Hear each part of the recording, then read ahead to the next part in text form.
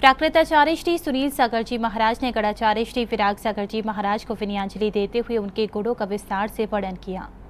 गढ़ाचार्य श्री विराग सागर जी महाराज की समाधि के बाद आचार्य श्री सुनील सागर जी महाराज ने कहा, गढ़ाचार्य श्री ने समाज को अनेक आचार्य दिए हैं। 3 लाख से ज्यादा जाप और 1 लाख किलोमीटर के पदविहार के साथ आचार्य श्री ने दिगंबर संतों की साधना और तपस्या का सटीक परिचय दिया है और अब उनका संग पूरे देश में धर्म प्रभावना कर रहा है। आज प्रातः 3 बजे एक अशुभ समाचार आचार्य श्री विशुद्ध सागर जी की तरफ से हम तक पहुंचा कि वर्तमान आचार्यों में सबसे वरिष्ठ गरिष्ठ प्रभावशाली और गंभीर आचार्य श्री विराग सागर जी महाराज का उत्तम समाधि मरण हुआ। आचार्य श्री विराग सागर जी का हमारे जीवन पर बहुत बड़ा उपकार रहा। मुझे लगता है कि हमें यहाँ तक पहुँचाने में उनकी भी एक बहुत बड़ी भूमिका रही और वो अनेक संघर्षों के बीच में भी निरंतर आत्म साधना और धर्म प्रभावना करते रहे। 3 लाख से ज़्यादा जाप, 1 लाख से ज़्यादा किलोमीटर की लंबी यात्रा, 350 से ज़्यादा शिष्य, 100 से ज़्यादा ग्रंथों का प्रणयन और इस केवल 62 वर्ष की वय में उन्होंने उन ऊंचाइयों का हासिल किया जिन्हें लोग सैकड़ों वर्षों में भी हासिल नहीं कर सकते। तपस्वी सम्राट सन्मति सागर के तो बालक ही थे। कटनी में जब वह नन्हे से बालक के रूप में पढ़ते थे तभी उन्हें दर्शन हुआ और उसके बाद गुरु के साथ ऐसे लग गए और फिर थोड़े ही समय में उनकी क्षुल्लक दीक्षा हुई। बाद में अस्वस्थ हुए, फिर उपसर्ग परिचय जीतकर स्वस्थ हुए। मुनि दीक्षा प्राप्त हुई आचार्य वर विमल सागर जी से। औरंगाबाद में उनकी दीक्षा हुई थी, मुनि दीक्षा, और उसी तरफ उनका चतुर्मास के लिए विहार चल रहा था। जालना के निकट अचानक से काफ़ी अस्वस्थ हुए और उन्होंने देह त्याग किया। ऐसे वरिष्ठ आचार्यों के संबंध में पद किसको दिया, किसको नहीं दिया, त्याग क्या किया, क्या नहीं किया है, ये कोई मायने नहीं रखता है। मेरी समझ से इस तरह के आचार्य प्रायः अत्यंत जागृत, सावधान और स्वपर कल्याण के लिए उत्सुक रहते हैं। आचार्य श्री ने 9 से अधिक आचार्यों का आचार्य पद संस्कार किया। बहुत प्रसिद्ध आध्यात्मिक संत के रूप में लोग पूजित आचार्य श्री विशुद्ध सागर जी उन सबों में वरिष्ठ गरिष्ठ, धीर वीर गंभीर और श्रमण संस्कृति के सूर्य के रूप में सबके बीच में उपलब्ध हैं। फिर विमर्श सागर जी, विभव सागर जी, विनम्र सागर जी, विहर्ष सागर जी, विनिश्चय सागर जी आदि अनेक जिन धर्म प्रभावक साधक उन्होंने समाज को प्रदान किए, अनेक उपाध्याय, गणनी माता जी, पूरा संघ बहुत बड़ा हरा भरा बगीचा और पूरे देश में जिन शासन की प्रभावना कर रहा है।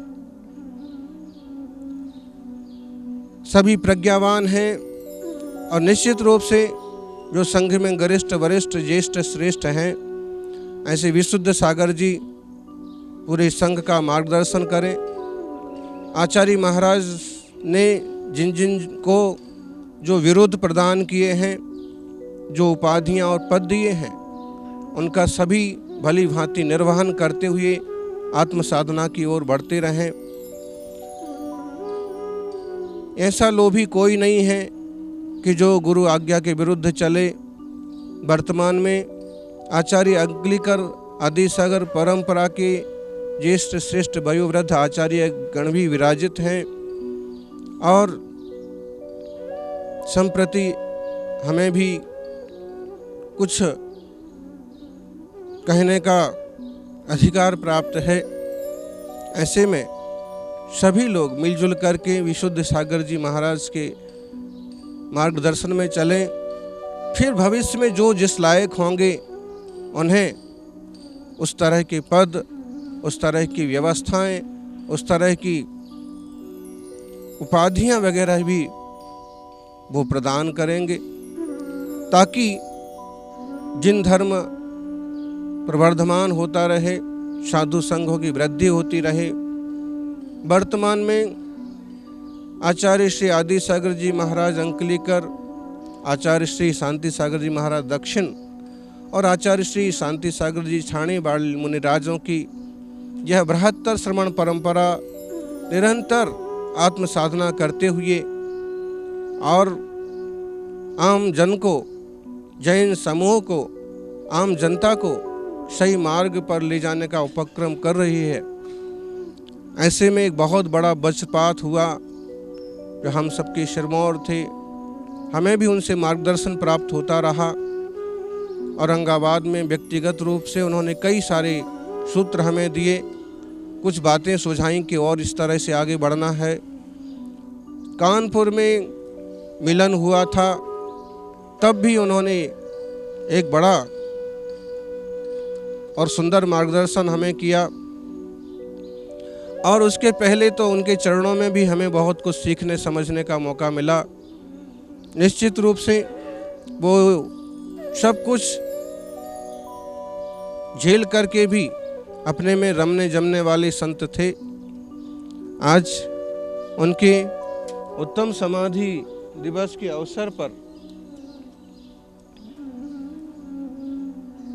भरोसा नहीं हो रहा है कि इतनी छोटी वय में, जो कि गुरुवर सन्मति सागर जी 72 वर्ष में गए, आचार्य विद्यासागर जी अभी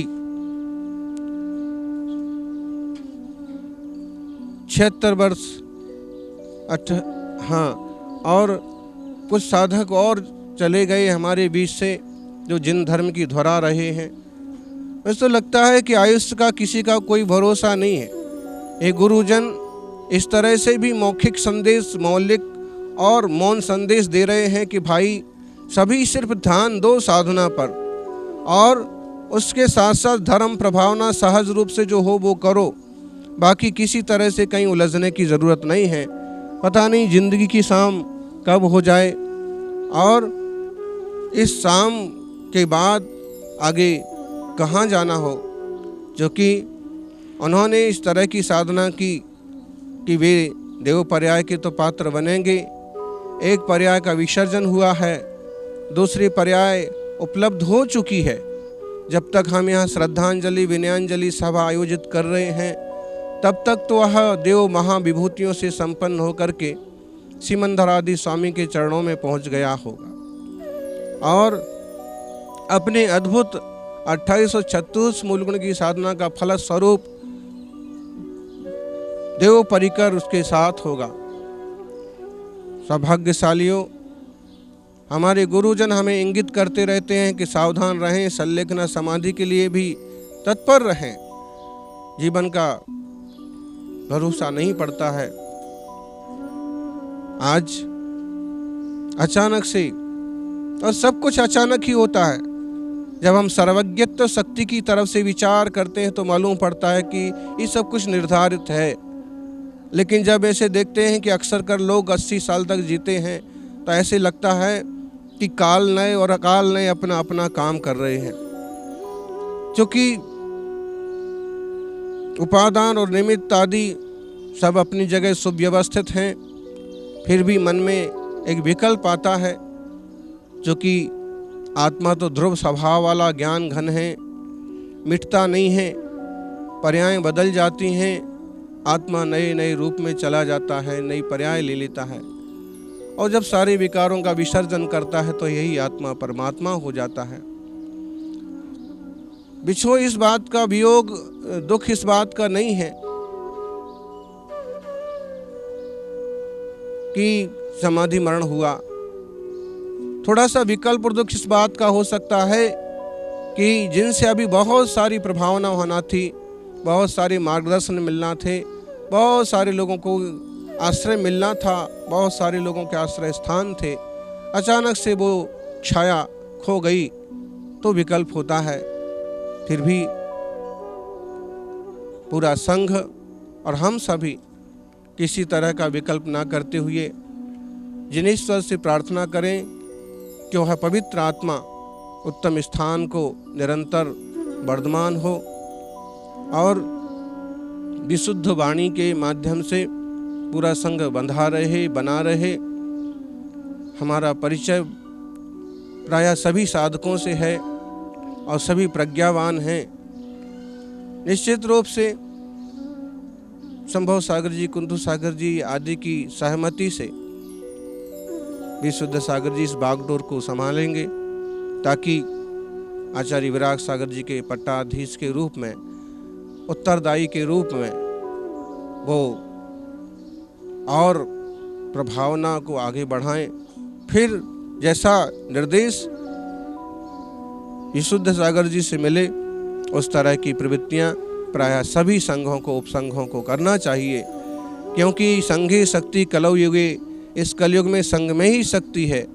आपसी वात्सल्य आप सभी का, अपन सभी का जग विख्यात है और यह वात्सल्य की धारा जो विमल सागर रूपी सरिता से पूरे श्रमण समुदायों में बहती है, निरंतर बढ़ती रहे।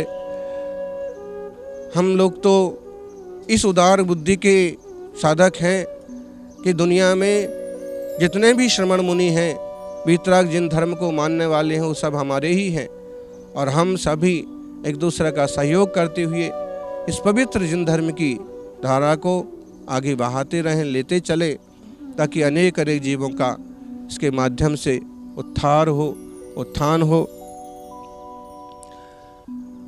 गुरु महाराज के चरणों में बारंबार वंदन और निश्चित रूप से उनकी अथाह शांति, सहज मुस्कान हम सबों को इस योग की घड़ी में सांत्वना देने का कार्य करेगी।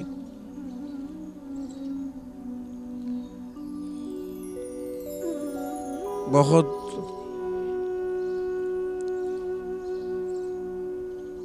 ही स्थितियां ऐसी हैं, फिर भी ये जरूर ध्यान रखना चाहिए सभी संघों को, साधकों को, कि भी अकेले ना पड़ जाएं।